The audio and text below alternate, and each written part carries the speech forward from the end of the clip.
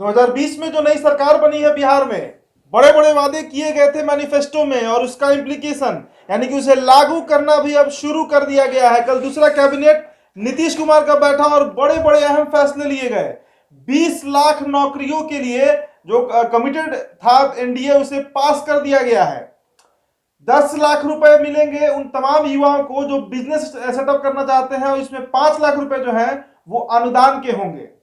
जन जीवन हरियाली प्राइम फोकस रहेगा, इसमें युवाओं को अच्छी भागीदारी दी जाने की बात कही गई है नीतीश कुमार के द्वारा। बिहार का टोटल रेवेन्यू क्या है और बिहार का कुल खर्च क्या है अलग अलग विभागों में, ये तमाम आंकड़े लेकर आपके सामने मैं हाजिर हूं। मेरा नाम उदित तारियन है, मेरे साथ आदेश पुरी भी इस वीडियो में मौजूद है। आंकड़ों से हम बात करेंगे। बिहारियों को आंकड़े बड़े पसंद आते हैं।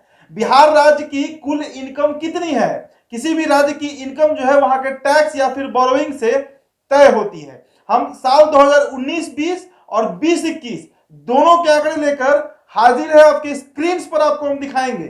पर बात करेंगे सिर्फ 2020 से 21 के आंकड़ों का। चलिए इनकम वाले हम देख लेते हैं कि बिहार राज्य की कुल कमाई कितनी हुई है साल 2020 से 21 के एनुअल ईयर में। देखिए स्टेट रेवेन्यू की अगर हम बात करें तो सबसे पहले नंबर पर आता है स्टेट ओन टैक्स, जो कि साल 2020 में 34,750 करोड़ रहा। स्टेट ओन नॉन टैक्स की अगर हम बात करें तो 5329 यानी कि 5,329 करोड़ रहा। शेयर इन सेंट्रल टैक्स, केंद्र का जो टैक्स है उसमें जो शेयर होता है बिहार का, वो 91,181 करोड़ रहा। Grant in aid from centre यानी कि सेंटर से जो मदद मिली बिहार को, वो 52,754 करोड़ रहा। तो टोटल रेवेन्यू जो है वो 1,83,924 करोड़ रहा है। जिसे कि हम कह सकते हैं कि टोटल रिसिप्ट जो है वो 1,84,352 करोड़ रहा है। इसके अलावा भी और इनकम होता है जिसमें बोरोइंग आता है, यानी कि केंद्र से या फिर दूसरे राज्य से जो मदद ली गई है, जो उधार लिया गया है, उसका आंकड़ा जो है वो 27,609 करोड़ है। और अदर रिसिप्ट की हम बात करें तो वो 428 करोड़ है, और टोटल कैपिटल रिसिप्ट जो है वो 28,038 करोड़ है। और इस सब को अगर हम जोड़ दें तो बिहार राज्य, स्टेट ऑफ बिहार जो है, उसकी कुल आय जो है वो 2,11,961 करोड़ रही है 2020 से 21 के एनुअल ईयर में, जो कि बहुत बढ़ी भी है। साल 2019 से 20 की अगर हम बात करें तो उसमें 1,77,931 करोड़ थी, 31 करोड़ था। चलिए तो आपने ये इनकम देखा बिहार का। अब हम बताएंगे आपको आंकड़ों में ही कि किस किस डिपार्टमेंट में, विभाग में कितना खर्च किया गया है बिहार सरकार के द्वारा। शुरुआत करेंगे हम education, sports, art and culture. इसमें भी आपको आंकड़े जो है वो 19 से 20 और 20 से 21 दोनों दिखाए जाएंगे, पर जिक्र हम करेंगे सिर्फ 20 से 21 का। Education, sports, art and culture की बात करें तो 39,351 करोड़ रुपए जो है वो शिक्षा में, खेल में, कला में और कल्चर यानी कि संस्कृति में खर्च किए गए हैं। रूरल डेवलपमेंट, ग्रामीण विकास की बात करें तो 26,058 crore. Water supply, sanitisation, housing and urban development की बात करें तो 24,008 करोड़। सोशल वेलफेयर, समाज कल्याण और न्यूट्रिशन की बात करें तो 13,056 crore. Health and family welfare की बात करें तो 10,602 करोड़। पुलिस विभाग की बात करें यानी कि गृह विभाग जो है बिहार सरकार का, तो 10,021 करोड़। ट्रांसपोर्ट की बात करें तो 8,107 करोड़। खेती, कृषि की बात करें तो देखिए कितना कम रकम खर्च किया जाता है कृषि पर। ये आंकड़े बहुत चौंकाने वाले हैं, मात्र 7,056 करोड़। एनर्जी यानी कि ऊर्जा के क्षेत्र में बिहार सरकार ने 5457 करोड़ खर्च किए। इरिगेशन यानी कि सिंचाई और फ्लड कंट्रोल के नाम पर बिहार सरकार ने 2020 से 21 में 5213 करोड़ रुपए खर्च किए हैं। तो ये हो गया कुल एक्सपेंडिचर, पर ये पूरा नहीं है। अभी इसमें बिहार सरकार के जो एम्प्लॉइज हैं, जो रिटायर्ड एम्प्लॉइज हैं, उनका सैलरी और पेंशन को नहीं जोड़ा गया है। और इसे जोड़कर जो एक नया मापदंड तैयार होता है उसे हम कमिटेड एक्सपेंडिचर कहते हैं, यानी कि सरकार वैसे खर्च को कमिटेड मानती है जो सरकार को अनिवार्य रूप से करना ही है, उसमें कमी नहीं की जा सकती है। देखिए सैलरी की बात करें तो 24,987 करोड़ खर्च किया गया है 2020 से 21 में। पेंशन में 20,468 करोड़ और इंटरेस्ट जो है वो 12,925 करोड़ रुपए खर्च किए गए हैं। यानी कि कुल 2,11,961 करोड़ का जो बजट है, जो इनकम हुई थी बिहार को, वो खर्च कर दिया गया बिहार सरकार के द्वारा। नौकरियों की बात करें हम, इस साल लॉकडाउन था, उतना नौकरी नहीं आ पाया, हजारों की संख्या में मात्र नौकरी आया है। तो आखिरकार नीतीश कुमार किस बुनियाद पर यह बात कर रहे हैं, यह दावा कर रहे हैं कि साल 2020, 21, 22 में आने वाले दिनों में 20 लाख नौकरियां देंगे। सरकारी विभागों की हालत बहुत खस्ता है। इनकम जो रेवेन्यू था उसमें बहुत कमी भी आई है शराबबंदी के बाद से। कैसे मिलेगा नौकरी? आदेश जी आपने सारे आंकड़े सुन लिए। कमाई सुना 2,11,961 करोड़ है, खर्च भी उतना हो जा रहा है। कहां से देंगे नौकरी नीतीश कुमार? देखिए, जो नौकरी देना है तो इसके लिए प्रधानमंत्री नरेंद्र मोदी बहुत पहले ही इसकी बातें कर चुके हैं कि make in India, startup India और इंटरप्रेन्योर को देना है मौका। तभी देश में इतनी बड़ी जनसंख्या जो है उसको रोजगार दिया जा सकता है, या फिर वो अपनी जीविका का साधन खुद को बना सकते हैं, खुद के व्यवसाय से, बिजनेस से बना सकते हैं। अब आप ही सोचिए कि बिहार की जनसंख्या लगभग 13 करोड़ के आसपास है, और यहाँ पर कितनी नौकरियां होगी? अगर बहुत ज्यादा, अगर सरकारी नौकरी आपको बता दे कि 7% ही जनसंख्या का, 7% मैक्सिमम है ये, और 93% लोगों का फिर से क्या होगा? तो इसके लिए तो है कि ये 20 लाख भी उपाय नहीं है, और 20 लाख बहुत बड़ा संख्या है।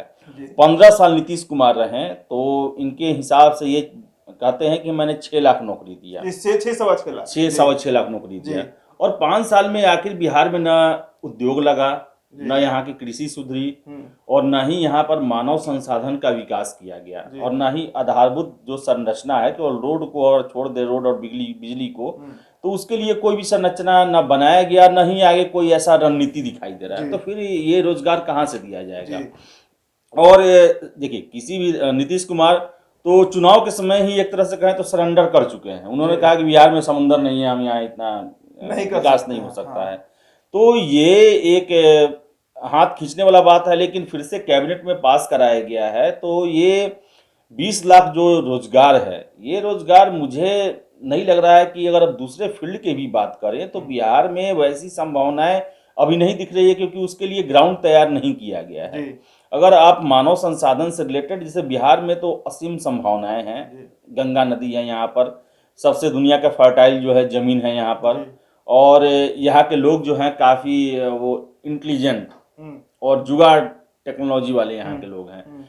लेकिन बिहार में जो रोजगार देने के लिए सरकारी सेवा में तो उतना खैर है भी नहीं, और जितने भी जो प्राइवेट सेक्टर है, जैसे टूरिज्म है, बिहार में का टूरिज्म में एकदम। आदेश जी बीच में रोक रहा हूँ आपको, टूरिज्म पर हम बात करेंगे। सबसे पहला हमको एक आंकड़ा जो है, किसानी पर, खेती पर, कृषि पर 7,056 करोड़ ही खर्च किया जा रहा है, और पुलिस पर 10,021 करोड़। ये कौन सा गणित है कि कृषि पर मात्र 7,056 करोड़, क्योंकि अगर हम टोटल का रेशियो निकाले तो ये लगभग 4% के आसपास ही होता है। आप फर्टाइल सॉइल की बात कर रहे हैं, गंगा की बात कर रहे हैं, तो सरकार का ध्यान कृषि पर क्यों नहीं जा रहा है बिहार में, जबकि कृषि प्रधान राज्य है? देखिए, कृषि प्रधान राज्य है बिहार में, कृषि डेवलप न होने के कारण शुरुआत से ही है। आप देखें तो यहाँ पर भूमि सुधार नहीं हो पाया, जो चकबंदी है, हदबंदी है, ये सब प्रोग्राम यहाँ पर नहीं हो पाया। फिर से जनसंख्या का बहुत ज़्यादा भार है, जो प्रति व्यक्ति जो भूमि धारण क्षमता जो है वो काफ़ी कम है, और इसके कारण जो है यहाँ पर लोग जो है कृषि कार्य में उतना इंटरेस्टेड नहीं रहते हैं। बाढ़ की समस्या है, बाढ़ हमेशा हर एक साल आता है, कोई भी सरकार इसको कंट्रोल नहीं कर पाई, या कोई प्रबंधन जो होता है कि बाढ़ की पानी का हम प्रबंधन कर पाए, वैसा नहीं हो पाया। तो ये भी कारण है बहुत बड़ा, जो कि बिहार में कृषि को आगे नहीं ला पाया। और सरकार जो है 3-3 रोड मैप बना ली, लेकिन वो रोड मैप जो है कभी भी धरती पे नहीं उतरा, और बिहार में जो है वो अभी भी हम कहें तो कृषि क्रांति से पहले वाला ही ढर्रे पर खेती होती है, और बिहार जो है वो बहुत बड़ा प्रोडक्टिव राज्य नहीं बन पाया, जो कि खाद्यान्न में होना चाहिए था। जितना फर्टाइल पूरा नॉर्थ बिहार और जो साउथ बिहार का गंगा का किनारे का इलाका है वो काफी फर्टाइल है। और आपने कहा कि पुलिस पे इतना खर्च होता है, तो बिहार में, मैं तुलना नहीं कर रहा हूं, बस एक आंकड़ा रख रहा हूं, इसलिए कि बिहार में जो है वो लॉ एंड ऑर्डर बहुत बड़ा एक ये रहता है, सिचुएशन बना रहता है उसका। और यहाँ के मुख्यमंत्री का जो है वो अपनी छवि को लेकर काफी ज्यादा वो ध्यान देते हैं, और लॉ एंड ऑर्डर को अपना यूएसपी बताते हैं, तो इसलिए उस पर ज्यादा खर्च किया जाता है। हालांकि परिणाम उसके भी सकारात्मक नहीं रहते हैं, और बिहार पुलिस का भी मॉडर्नाइजेशन आज तक नहीं हो पाया है। बिल्कुल। और दूसरा चीज है कि जो आपने कृषि का बात कहा, तो कृषि में लोग भी इंटरेस्टेड नहीं है और सरकार भी इंटरेस्टेड नहीं है। चीनी मिल बंद है यहाँ का, जो चल रहा है उसकी भी स्थिति ठीक नहीं है। कोई भी कृषि आधारित उद्योग को न लगाया गया, न प्रमोट किया गया, न ही उसके लिए कोई विजन है। जी बस यही हो रहा है कि साल में 3 बार खेती की जाए और हर एक खेत तक सिंचाई का पानी पहुंचेगा। ये सब जो है वो अभी तक हम लोग बहुत पुराने जो ढर्रा है उसी पर चल रहे हैं कि साल में 3 बार खेती जो है 1960 के दशक में ही पंजाब और तमिलनाडु जैसे राज्यों में उसको अपनाया गया। सिंचाई उस समय ही वहां पहुंच गया हर एक खेतों तक बिजली से। तो बिहार तो यहाँ पर खुद ही 40-50 साल पीछे है। और अभी इस पर बात कीजिए, अभी जरूरत है बिहार में जो कृषि आधारित जो आधारभूत उद्योग होते थे, इंडस्ट्री होती थी, उसको लगाने का। हालांकि बिहार में ये आज से 70-80-100 साल पहले भी लगे हुए थे। जूट मिल हुआ करता था, फिर से चीनी मिल हुआ करता था, पेपर मिल हुआ करता था, सारे बंद पड़े हुए हैं। तो जब तक ये नहीं किया जाएगा, मीन्स औद्योगिक विकास नहीं किया जाएगा, आप ज्यादा से ज्यादा लोगों को रोजगार नहीं दे सकते हैं। चलिए अब आपके उसी बात पे हम वापस आते हैं। बिहार में एक बहुत बड़ा सेक्टर है, एक बहुत बड़ा स्कोप है हॉस्पिटैलिटी इंडस्ट्री। इसमें टूरिज्म आ जाएगा, होटल इंडस्ट्रीज आ जाएंगे, तमाम तरह के जो चीज हैं, इसमें लाखों लोगों को, अगर जिला स्तर पे हम बात करें तो हर एक जिला में टूरिज्म को सिर्फ डेवलप कर दिया जाए तो वहां पर 50,000 से लाख व्यक्तियों को नौकरी जरूर मिलेगी। भले ही सैलरी कम हो पर जीने खाने भर का व्यवस्था उनका किया जा सकता है। कोई सरकार इस पर ध्यान क्यों नहीं दिया? देखिए, टूरिज्म को लेकर देखिए बिहार में जो है, मैं शुरू से हमेशा अपने बातों में कहता हूं कि यहाँ पर सरकार चलाने का यही फॉर्मूला है कि क्राइम कम हो, सड़क बिजली तो हो ही गया, 2 बोरी अनाज दे दे और 500,000 रुपए खाते में भेज दे। यही यहाँ पर गुड गवर्नेंस माना जाता है। टूरिज्म जो है जिसकी असीमित संभावनाएं हैं बिहार में। आपके पास हिस्टोरिकल जगह भी हैं, जो बहुत सारे ऐसे जगह हैं हिस्टोरिकल, जैसे कि नालंदा हुआ, पुरातात्विक स्रोत जिसे कहते हैं, पुरातात्विक जगह वो हैं। फिर से प्राकृतिक जगह भी हैं, आपको राजगीर है, फिर से वाल्मीकि नगर है, तेलहर है, ककोलत है, पूरा बिहार ही है कहे तो। उसके बाद फिर से बुद्ध से जुड़ा हुआ क्षेत्र है, जैन से जुड़ा हुआ क्षेत्र है। फिर से आपको वेटलैंड यहाँ पर काफी ज्यादा है। वेटलैंड जो है हर एक, जबकि जिले में हम देख ले तो कुछ छोटा बड़ा वेटलैंड है ही यहाँ पे। तो टूरिज्म को यहाँ पर बहुत तरीके से डेवलप, सबसे बड़ा टूरिज्म का तो मैं सेंटर मानता हूँ इस राज्य के बीचों बीच से गंगा नदी गुजरती है। गंगा खुद अपने आप में एक टूरिज्म का बहुत बड़ा सेंटर है। और गंगा का अगर हम सही से तरीके से सदुपयोग करें तो गंगा ही हमें इतना राजस्व दे सकती है जितना बहुत सारा सेक्टर नहीं दे सकता है। तो गंगा टूरिज्म भी शुरू करना चाहिए एक बिहार सरकार को। इस पर कोई ध्यान नहीं है। और टूरिज्म में मैं बता दूं आपको, डायरेक्ट तो लाखों लोगों को रोजगार मिलता है, इनडायरेक्टली कई लाख लोगों को रोजगार मिलता है। कितने भारत के स्टेट जो हैं वो टूरिज्म पर ही चलते हैं। आप राजस्थान को देखें, थार जो इलाका है वहाँ पर केवल किले और वो महल है, और उसी पर जो है वहाँ का ट्रेडिशन, डांस, ये सब नाइट सफारी, ये सब करके वहाँ बहुत कुछ चलता है। जो कि राजस्थान जो है देश का एक बहुत ही पर्यटक स्थल बना हुआ है, जबकि हमारे पास तो उससे कई हजार पुराने विरासत है यहाँ पर, उसको चलाया जा सकता है। इसके अलावा मैं बताऊँ आपको, आपने हॉस्पिटैलिटी की बात की, बिहार का एक समय में स्वास्थ्य व्यवस्था काफी अच्छा हुआ करता था। और उस समय जो है सरकारी हॉस्पिटल, डीएमसीएच, पीएमसीएच, भागलपुर का जो मेडिकल कॉलेज, गया का मेडिकल कॉलेज, ये सब जो था देश में अपना स्थान रखता था। लोग बताएं आपको कि बंगाल से, नेपाल से, यूपी से, उड़ीसा से लोग आते थे यहाँ पर इलाज करवाने के लिए।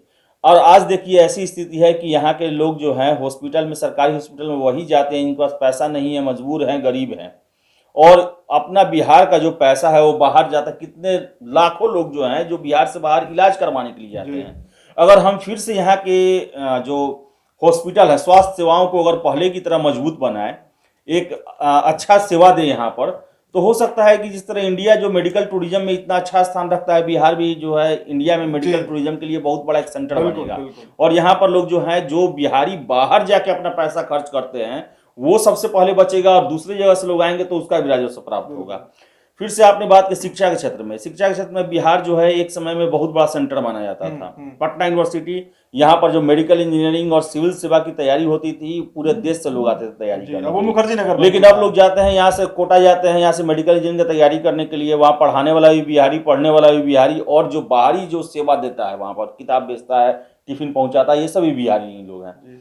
तो आपने पटना जो एक बहुत बड़ा एजुकेशन का सेंटर होता था वो आपने बर्बाद कर दिया। कितने हजार छात्रों को बिहार से बाहर जाना पड़ता है पढ़ने के लिए, कोचिंग करने के लिए। अगर फिर से हम बिहार को अगर एजुकेशन के क्षेत्र में मजबूत बनाएंगे, अच्छा काम करेंगे, तो इसमें लाखों लोगों को रोजगार मिलेगा, और अच्छा रोजगार मिलेगा, जो कि सरकारी नौकरी में नहीं मिल सकता है। और जो यहाँ से पैसा जो दूसरे राज्यों में जा रहा है वो मेरा बचेगा, दूसरे राज्यों से राजस्व मेरे पास आएगा। दिमाग भी, ब्रेन तो ड्रेन भी हो रहा है, वेल्थ ड्रेन भी हो रहा है। भी हो रहा है, दोनों जो है वो बिहार से हो रहा है। और ऐसी स्थिति में जो है बिहार की हालत जो है वो एक कहे ना कि आपको देना बहुत कुछ पड़ रहा है और लेना कुछ भी नहीं कुछ है। यहाँ नहीं। पे आ कुछ भी नहीं रहा है। बिल्कुल।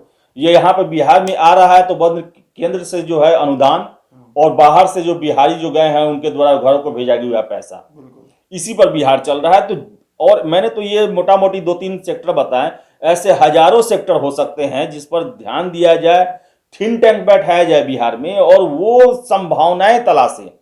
उसके बदौलत ही यहाँ के लोगों को जो है आत्मनिर्भर बनाया जा सकता है। जो क्षेत्रीय जो कला है, जो क्षेत्रीय जो विशेषता रही है, जैसे हमने आपको पुष्पम प्रिया चौधरी जो बिहार में घूमती थी और हर एक जगह के जो कुछ स्पेशल जो वहाँ का जो होता था आर्ट एंड कल्चर, फेमस चीज, जब तक उसको हम लोग प्रमोट नहीं करेंगे तब तक बिहार में रोजगार नहीं मिल सकता है।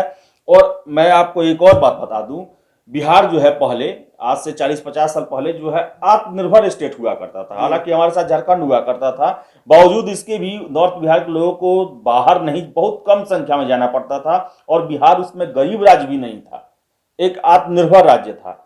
क्यों? उसका सबसे बड़ा कारण है कि हमने यहाँ के संसाधनों का सदुपयोग किया था जी। और उसका अच्छे डिजाइन से प्रबंधन किया था। लेकिन मुझे अफसोस है कि पिछले 25-30-40 सालों में जो है उसको ऐसे तरीके से तबाह किया गया कि बिहार के पास जो है केवल इतिहास के अलावा कुछ नहीं बचा है जी। और 20 लाख का जो अभी दे रहे हैं, अगर उस दिशा में अगर क्षेत्र नहीं खोजे गए, संभावनाएं नहीं खोजी गई, तब तक वो 20 लाख का 20,000 एक साल में देने में पसीने छूट जाएंगे। बिल्कुल। इस बार छठ पर्व जो बिहार में मनाया गया, दैनिक जागरण अखबार मेरे घर आता है, उस अखबार के हेडलाइंस में ये खबर छपी थी कि केला इस बार बिहार को बाहर से मंगवाना पड़ रहा है। वो केला जो बिहार पूरी दुनिया को खिलाता था हाजीपुर में, अनानास जो कि किशनगंज साइड में बहुत होता था पर्याप्त मात्रा में, वो भी हमें मंगवाना पड़ रहा है। बिहार की इतनी खराब स्थिति है कि मछली पालन, मत्स्य पालन की अगर हम बात करें तो आंध्र प्रदेश और कोलकाता पर हमें पूरी तरीके से निर्भर करना पड़ रहा है, और हजारों एकड़ जमीन हमारा बर्बाद हो जा रहा है। सरकार ना तालाब बनवाती है ना लोगों को उसमें रोजगार देती है। बहुत से सेक्टर हैं जहां पर लोगों को रोजगार दिया जा सकता है। ब्रेन ड्रेन और वेल्थ ड्रेन दोनों तरीके से बचाया जा सकता है। आदेश जी, अंतिम सवाल और बेहद महत्वपूर्ण सवाल वही उसी ढर्रे पर है। 1,77,931 करोड़ रुपए 2019 का इनकम था, 17% उसमें वृद्धि हुई और 2,11,961 करोड़ हो गया। 17% की वृद्धि में जब बिहार सरकार कुछ हजार नौकरियां दे पाती है तो कितना परसेंट इसको बढ़ना होगा अचानक 20 लाख नौकरियों के लिए? देखिए, सबसे बड़ा बात है कि आप तो कितना भी 10 गुना भी बढ़ा ले, पूरे बिहारी को सरकारी नौकरी नहीं दे सकते हैं। और सरकारी नौकरी देने का मतलब है कि पूरी व्यवस्था का जो है सार्वजनिक कर देना, फिर से प्राइवेट सेक्टर का कोई तो स्थान ही नहीं रहेगा। और सरकारी व्यवस्था में राज्य जो है उतना ग्रोथ नहीं करती है जितना ग्रोथ उसे करना चाहिए। और सुपर पावर अगर बनना है देश को, तो हर एक राज्य को काफ़ी आगे आना होगा, और सरकारी सेवा के से अलग हटकर जो पर्सनल मेरिट है, जो आपका जो बुद्धिमता है, जो आपका जो सूझबूझ है, उसके आधार पर आपको उद्योग लगाना पड़ेगा, सेवाएं देनी पड़ेगी, और उसी हिसाब से आपको सब कुछ ये करना पड़ेगा। तो ये डाटा मायने नहीं रखता है। और कमाई आपने बताया, तो कमाई कहाँ से आते हैं? कमाई इन्हीं सब क्षेत्रों से आते हैं ना, जो हमने बात की है। पर्यटन है, स्वास्थ्य है, शिक्षा है, फिर से आपको औद्योगिकरण है, कृषि है। यही सब क्षेत्र हैं जहां पर अच्छा परफॉर्मेंस करके आप कमाई अपनी बढ़ा सकते हैं। टैक्स लगा के बढ़ा कमाई नहीं बढ़ा सकते हैं। जब तक आपका उत्पादन नहीं बढ़ेगा, कार्यक्षमता आपका नहीं बढ़ेगा, जब तक आप आउटपुट ज़्यादा नहीं देंगे, तब तक आप ज़्यादा टैक्स भी नहीं लगा पाएंगे। और जब टैक्स ज़्यादा होगा तभी सरकार के पास सरप्लस होगा, और तभी वो ज़्यादा से ज़्यादा भर्तियाँ कर सकेगी सरकारी लेवल पर। लेकिन अभी काम है, ज़रूरत है सरकार को कि वैसी व्यवस्थाओं का, वैसी आधारभूत संरचनाओं का निर्माण करे, एक जमीन तैयार करे जहां से ज़्यादा जो है बिहार में डेवलपमेंट हो सके। वैसे लोग जिनके पास पैसे हैं, जिनके पास बुद्धि है, जिनके पास कौशल है, वो आकर बिहार में अपना प्रयोग कर सके, और वो स्वास्थ्य सेवा हो, चाहे शिक्षा हो, पर्यटन हो, कृषि हो, उद्योग हो, इन सभी क्षेत्रों में नए नए प्रयोग कर सके और नई संभावनाओं को जन्म दे सके, जिनसे कि है बिहार एक बहुत बड़ा सेंटर बन के उभरे, जहां पर लोग आए स्वास्थ्य के लिए, पर्यटन के लिए, घूमने फिरने के लिए, शिक्षा के लिए, और कृषि कार्य के लिए, देखने के लिए, समझने के लिए, नए नए अनुसंधान प्रयोग ये सब को जानने के बिल्कुल लिए। बिल्कुल तो जब तक यहाँ पे आएंगे नहीं तब तक यहाँ पर राजस्व नहीं आएगा। जब ये सब होना शुरू हो जाएगा, 20 लाख क्या, मैं तो कहता हूँ 20 करोड़ लोगों को भी यहाँ पर रोजगार और उनको आत्मनिर्भर बनाया जा सकता है। जी। केरला इसका सबसे अच्छा एग्जाम्पल है। केरला अगर आप कभी घूमने जाएंगे और वहां के सरकारी स्कूलों को देखेंगे तो बिहार में शायद ही कोई प्राइवेट स्कूल वो फैसिलिटी दे पाता होगा जिसके फीस साल के लाखों में जाते होंगे, जो केरला के सरकारी स्कूल दे पाते हैं। केरला इसका जीवंत एग्जाम्पल है भारत में। 1000 लोगों पर वहां 1044 नौकरियां उपलब्ध है। बिहार में 1000 लोगों पर मात्र 15 नौकरियां उपलब्ध है। एक ही देश का दोनों राज्य। आखिरकार कहां चूक हुई हमसे, ये सोचने का विषय है। नीतीश कुमार भले ही अपने कैबिनेट से ये पास कर दिए हो कि 20 लाख नौकरियां देंगे, चाहे वो सरकारी हो या फिर गैर सरकारी, पर कैसे देंगे ये सवाल है बिहारियों के सामने। बिहारियों को खुद आगे आना पड़ेगा। आदेश पुरी ने बड़े अच्छे तरीके से इसका विश्लेषण बता दिया है। आप बने रहे हमारे साथ, चैनल को सब्सक्राइब कर लीजिएगा। वीडियो अगर हमारे फेसबुक पेज पर देख रहे हैं, हमारे पेज को लाइक फॉलो करें, वीडियो को शेयर भी जरूर करें। धन्यवाद। धन्यवाद।